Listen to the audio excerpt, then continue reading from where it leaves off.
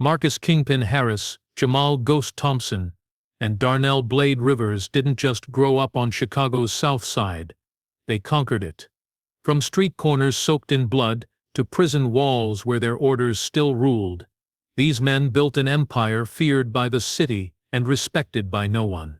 This is the story of the Street Kings, Chicago's deadliest gang, and how they turned chaos into power, loyalty into fear, and streets into a kingdom of violence that no one could escape. In the early 1970s, Chicago's South Side was a place marked by abandoned factories, boarded-up buildings, and families struggling to survive in the shadow of poverty. Jobs had disappeared almost overnight as industries moved away, leaving behind neighborhoods that felt forgotten. Young people grew up watching their parents fight to put food on the table, while schools lacked resources, and opportunities were almost non-existent. In this vacuum of despair, a group of teenagers began to search for something to belong to, something that gave them identity and protection. From this hunger for power and recognition, the Street Kings were born. At first they were nothing more than a small circle of restless youths, hanging out on street corners, united by frustration and anger at the world that had abandoned them. They carved their initials into park benches, marked walls with spray paint, and declared their block as their own. These gestures seemed harmless in the beginning, a way to announce that they existed in a city that ignored them, but it did not take long for their presence to grow bolder. The group realized that numbers gave them strength. When one member was threatened, the others fought back, often with fists, chains, or anything they could find. For young men who had nothing, fear became their weapon, and they learned quickly that fear earned them respect. The Street Kings began to attract others, kids who felt invisible in their schools, boys who were tired of being picked on, and even those who simply wanted to belong to something bigger than themselves. With each new recruit, their power grew. Rival groups in nearby neighborhoods noticed the rise of this new gang, and street fights became frequent.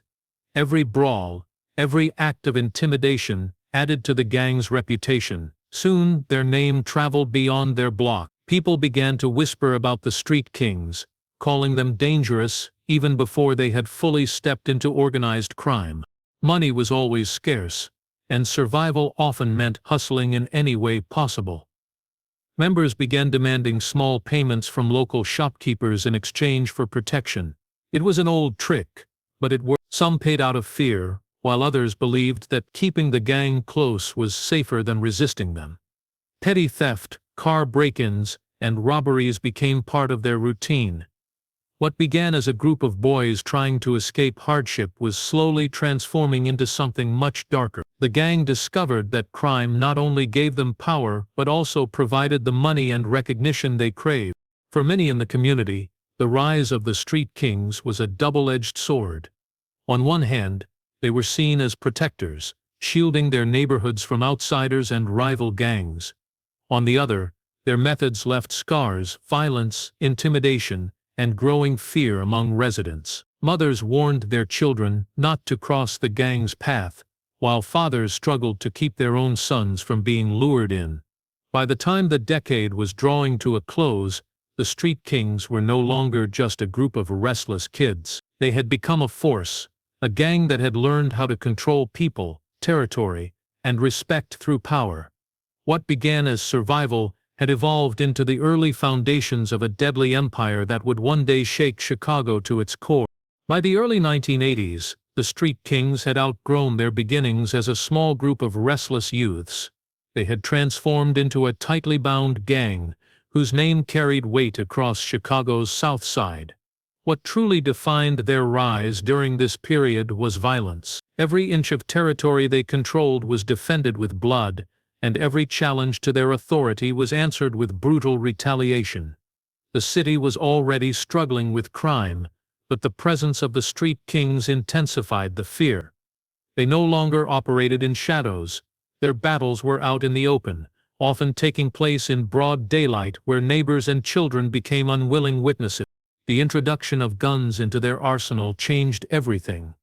What began as fistfights and street brawls escalated into drive-by shootings and late-night ambushes. The crack of gunfire became a familiar sound in many neighborhoods, forcing families to dive to the floor when bullets tore through their windows.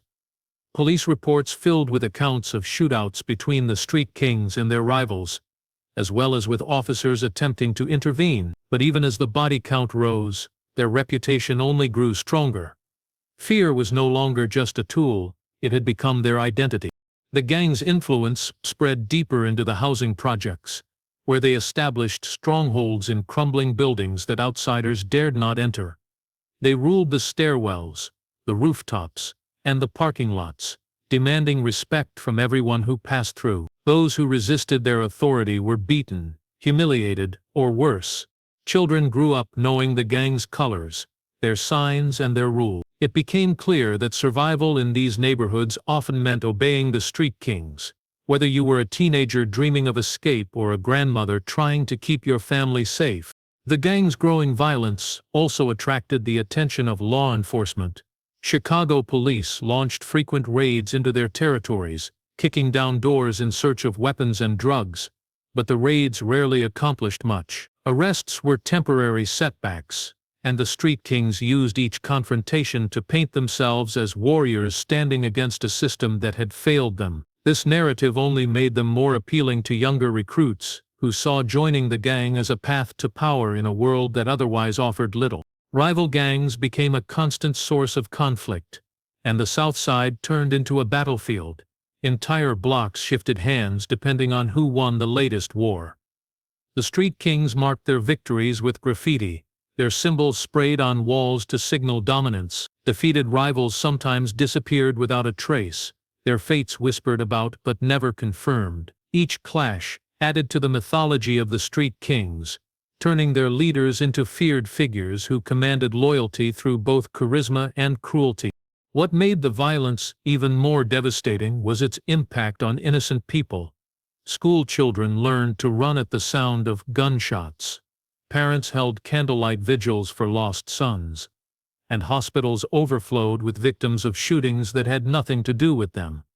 Yet the gang never slowed down. Violence was no longer just a way to protect territory, it was the very fuel that kept the street kings alive. By the mid-1980s, their reputation as one of Chicago's most feared gangs was firmly cemented, and the city realized it was facing not just a criminal group, but a rising empire that thrived on bloodshed. Loyalty was the lifeblood of the street kings, and in the 1980s that loyalty was tested again and again. The gang had grown into something more than just a violent presence on the streets. It had become a brotherhood bound by blood, fear, and survival. Members swore allegiance not only to the gang itself, but to the unwritten code that governed their lives. Breaking that code carried the highest price, and the punishment was always public enough to remind everyone what betrayal meant. The alleys of Chicago became silent graves for those who thought they could turn their backs on the street kings. Each body left behind carried a message carved into flesh, burned into memory, and whispered across neighborhoods. These were not just killings, they were warnings designed to keep the family united. The gang's leaders understood that control required loyalty, and loyalty required fear. They manipulated this balance with precision, rewarding those who proved themselves while ruthlessly cutting down anyone who hesitated. Young boys who joined as lookouts soon graduated into carrying weapons, learning that their worth was measured by their willingness to spill blood for the gang. Many were barely teenagers, but they spoke of death with the casualness of men twice their age. Guns became an extension of their identity, and the bond of the street kings became stronger than the ties of family.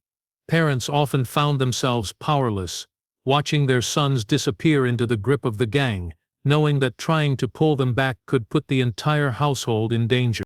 Trust within the gang was everything, but it was also fragile. Rivalries brewed quietly inside the brotherhood, as some members hungered for more power and recognition. These internal tensions created paranoia. Leaders watched their soldiers carefully, looking for signs of disloyalty. Rumors spread like wildfire, and accusations often ended in executions. No one was safe from suspicion, not even those who had served the gang for years. The message was clear: survival depended on unquestioned obedience. This atmosphere of fear bound members closer together, but it also created a sense of constant danger, where even the most trusted friend could one day become the next body in an alley. Despite the brutality, the bond between members was real. They ate together, celebrated victories together, and mourned their fallen with rituals that gave the gang a sense of family. Funerals for members killed in battles were treated like sacred ceremonies, with processions of cars blasting music and mourners dressed in gang colors. For many, these displays were more meaningful than anything they had received from their own families or communities. The gang offered identity, respect, and belonging, things that poverty and broken homes had often denied them. By the late 1980s, the Street Kings had transformed into more than a gang. They were a way of life for hundreds of young men. Their reputation for brotherhood and blood was unmatched, and their power spread across the city like a storm. Yet beneath the surface, the seeds of betrayal, paranoia, and ruthless violence were already shaping what they would become. The Street Kings were no longer just protecting themselves, they were building an empire where loyalty was sacred and betrayal meant death. The 1990s opened the door to a new era for the Street Kings, one that would transform them from a violent street gang into a multi-million-dollar criminal enterprise. Drugs became the currency of power, and the gang was quick to see the opportunity. Cocaine and heroin were flooding into Chicago from international cartels, and the Street Kings seized their chance to control the flow. What had once been petty hustling on street corners turned into an organized network of dealers, runners, and enforcers who operated with ruthless precision. For the first time, the gang had real money, and money brought them influence beyond their neighborhoods. With drugs came a new level of organization. The gang structured itself like a business, with leaders at the top managing supply chains and lieutenants overseeing distribution. Street-level members worked shifts, selling to addicts in parks, alleys, and abandoned buildings. Profits poured in faster than anyone could have imagined. Cars, jewelry, and flashy clothes became symbols of success, but so did stacks of cash hidden in basements and secret apartments. Some members lived like kings, while others remained trapped in the grind, risking arrest or death for a fraction of the profit. The leaders, however, tightened their grip on power, rewarding loyalty and discarding anyone who questioned their authority. Violence only grew worse as the drug trade expanded.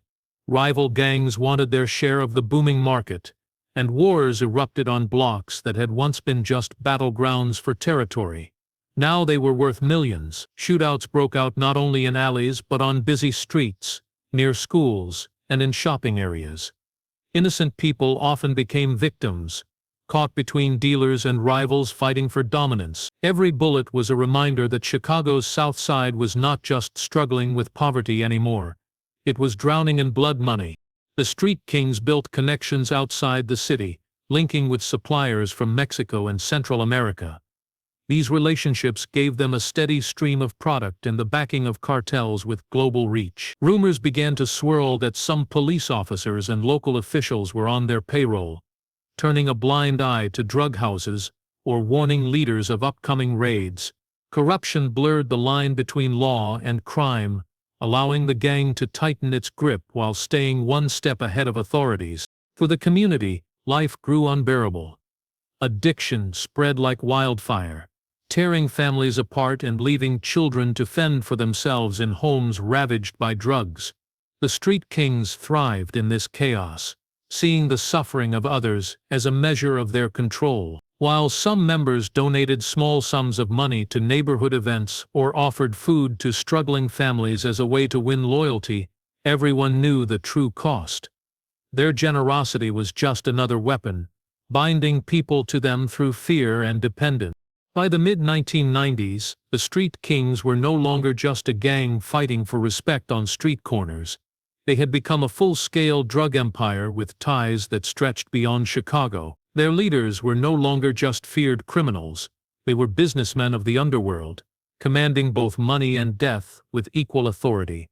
But with every dollar earned and every life destroyed, they drew closer to the attention of federal authorities who were quietly preparing to strike. The drug wars had made them rich, but it also painted a massive target on their backs. By the late 1990s, The Street Kings had grown into a sprawling empire, their influence reaching every corner of Chicago's South Side.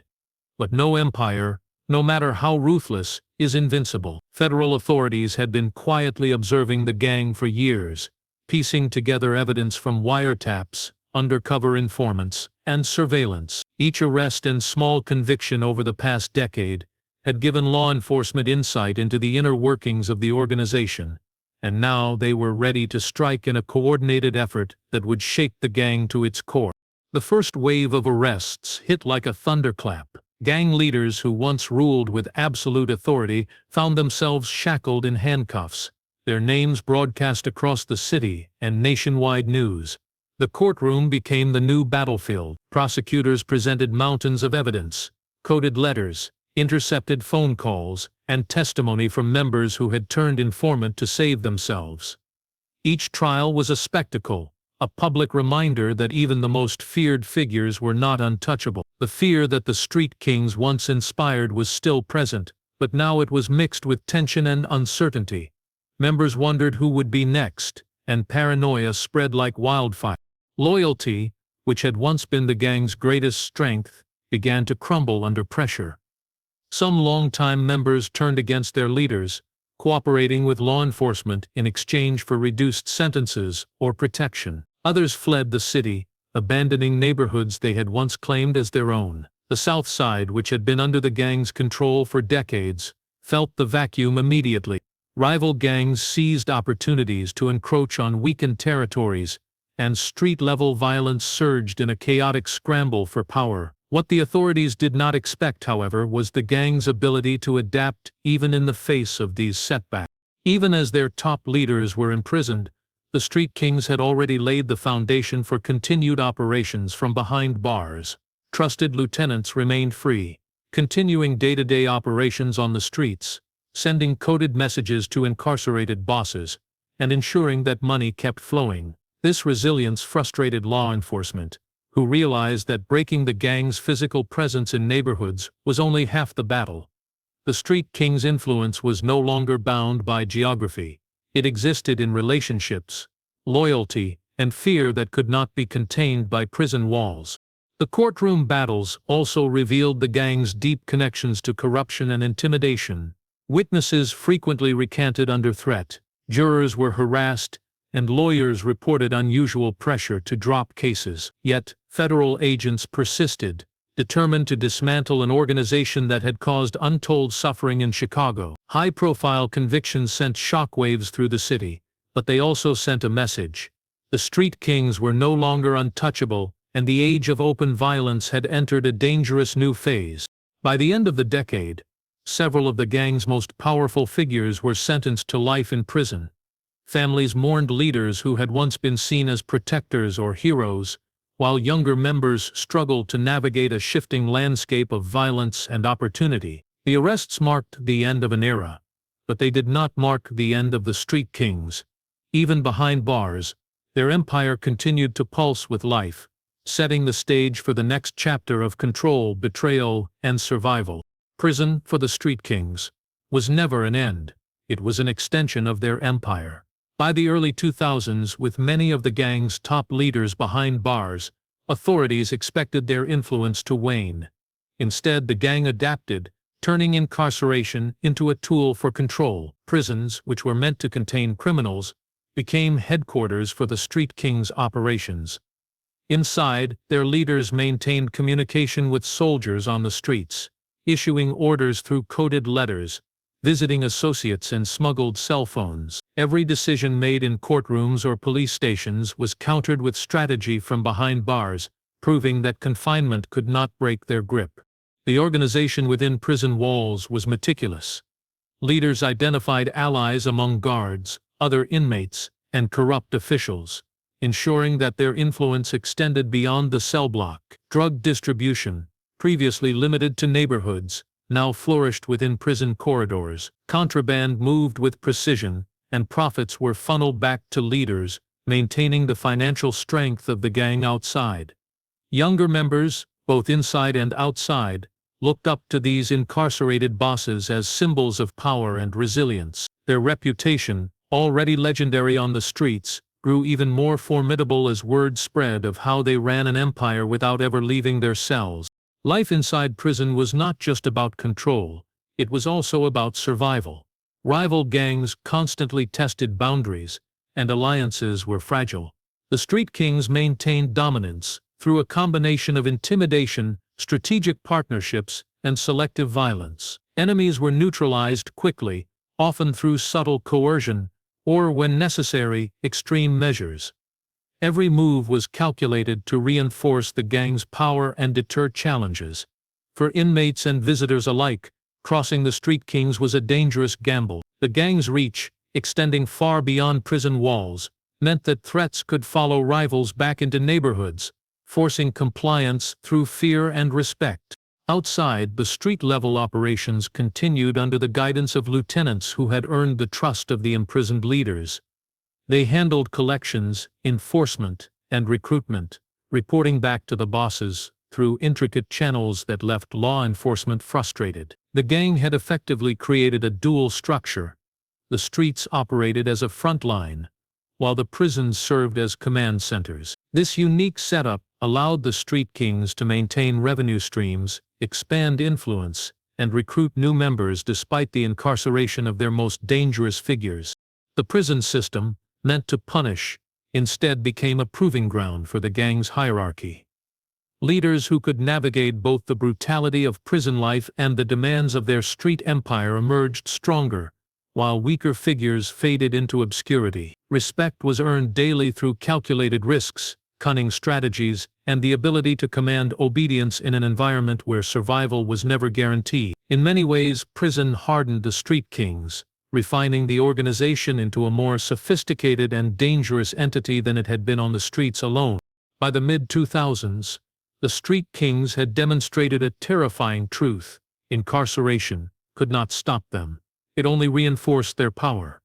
From the confines of prison cells, they orchestrated a web of control that reached deep into neighborhoods, businesses, and families across Chicago. The empire they had built on violence, loyalty, and fear now had a resilience that few could challenge, showing that even behind bars, the Street Kings' influence was as lethal and unstoppable as ever. By the mid-2000s, a new generation of Street Kings had begun to rise, inheriting an empire built on fear, blood, and loyalty. These young members had never experienced the early days of the gang, the frantic territorial battles, the raw survival on abandoned street corners, but they had been indoctrinated into its culture from a young age. For them, the gang was not just a choice, it was an expectation, a pathway to power, respect, and identity in a world that offered few alternatives. Unlike their predecessors, this generation was bolder, more reckless, and hungry to leave its mark on Chicago. Technology began to change the way the Street Kings operated. Social media became a new battlefield. Young members used platforms to flaunt their wealth, post pictures of guns, cars, and stacks of cash, and taunt rival gangs publicly. Online threats often preceded real-world violence, creating a dangerous cycle where words escalated into gunfire. The streets, once primarily controlled through physical presence and intimidation, now also required digital savvy. The new generation understood this, and they adapted quickly, blending traditional tactics with modern tools to expand influence and reputation. Recruitment was easier than ever. Boys and girls in struggling neighborhoods saw the gang as a shortcut to respect and recognition.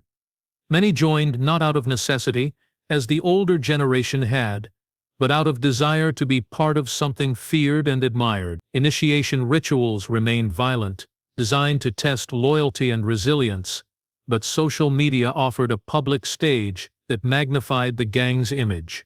Videos of confrontations and displays of power circulated online, inspiring both fear and envy. In a single generation, the gang's reach extended beyond the streets, embedding itself into the culture of youth across entire neighborhoods. With this expansion came a new wave of violence. Shootings became more frequent and less targeted, spilling into areas previously considered safe. Schools, parks, and public spaces felt the impact as rivalries played out without restraint. Children grew up in an environment where gunfire was background noise, where loyalty to the gang was sometimes more important than education or family, and where violence was normalized. Community members watched helplessly as the streets transformed into battlegrounds, and even law enforcement struggled to keep pace with the speed and unpredictability of the new generation.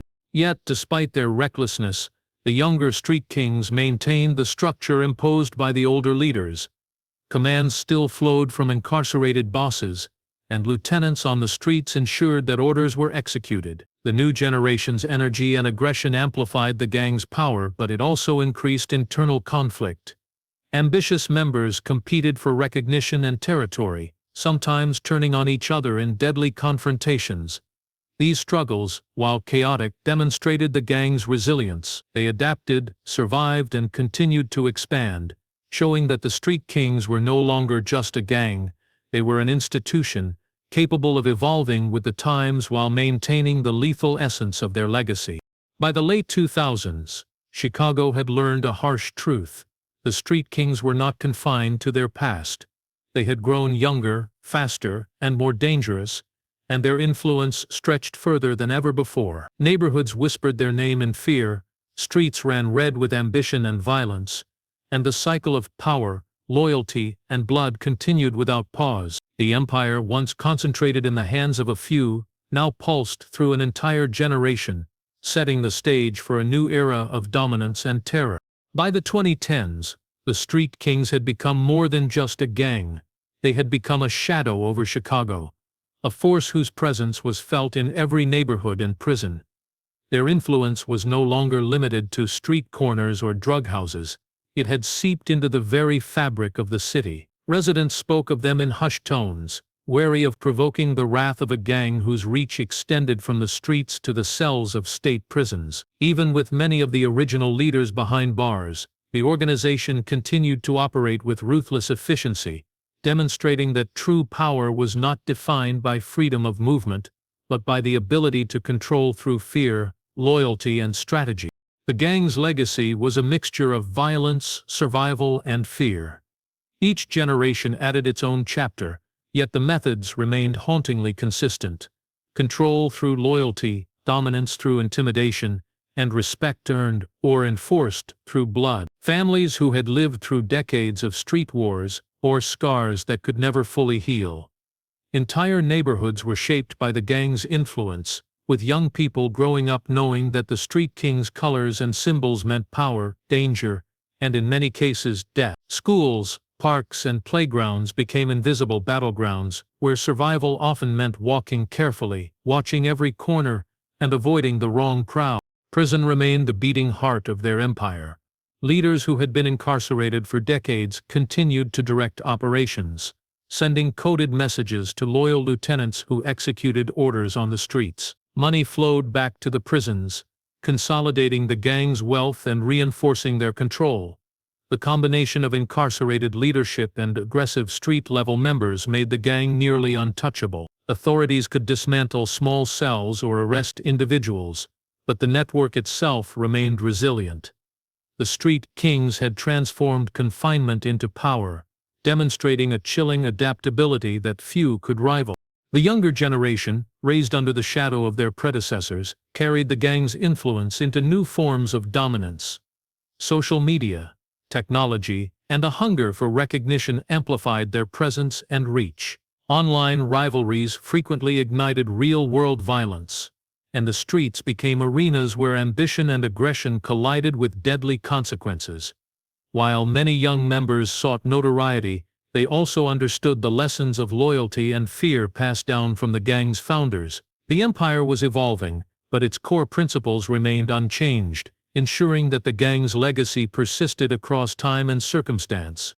Even as law enforcement intensified efforts to dismantle their operations, the street king's name continued to inspire fear. Murders, arrests, and federal investigations could not erase decades of influence. Their story became one of survival and dominance, a narrative etched into the neighborhoods, families, and streets of Chicago. The gang's empire demonstrated that power could persist beyond prisons, beyond wealth, and beyond the lives of its original leaders. The legacy of the Street Kings is a chilling reminder of how deeply organized crime can penetrate a city, from street corner to prison walls, from battered neighborhoods to young recruits. They left an indelible mark. Their rise and endurance proved one terrifying truth. The deadliest power is not always the one seen on the streets, but the one that survives, evolves, and continues to control even when the world believes it is broken. Chicago learned to fear the Street Kings long ago, and even today, their shadow lingers, shaping the city in ways that may never be fully understood.